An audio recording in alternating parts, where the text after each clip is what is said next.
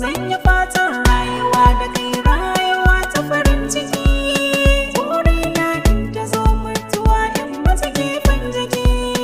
Gefen jikinka ko a kirjinka ina ta yin haki. In ta zo hakan a kaina na mata cikin farin ciki. Burinki yana ya zama iri ɗaya, na yi farin ciki. Lissafin rayuwar mu ko mutuwa na gama ɗaukaki. Kaddara ce ta haɗa mu, za mu rayu ko na mataki.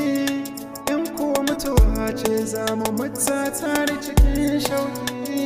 So in har da kai za na rayu muna ta farin ciki.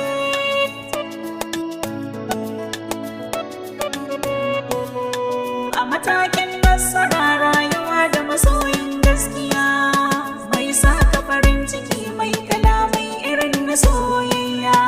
In mai shagwaba ina irin kukan nan na masoya, take za ya bani suna Habibti Kandi Sofiya. Ni'matullah, alhamdulillah, saman kamar yake. Wata baiwa ce, babbar kyauta a bani ke.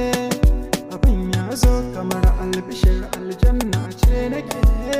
Siffar kya siffata kamar fure layi ne abin yake. Har ƙarshen rayuwa babu ni bayan bakin ciki.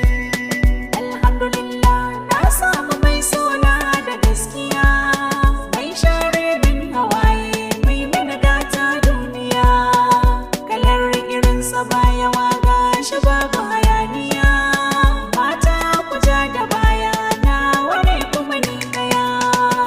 So in har da zan rayu na ta farin ciki. Har ƙarshen rayuwa babu ni bayan bakin ciki.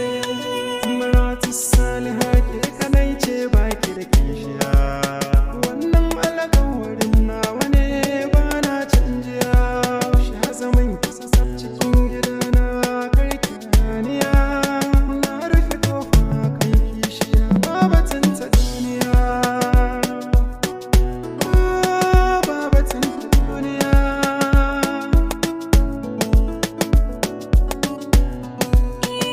So in har da kai za na rayu muna ta farin ciki. Har ƙarshen rayuwa babu ni bayan bakin ciki. So in har da ke zan rayu na ta farin ciki. Har ƙarshen rayuwa babu ni bayan bakin ciki.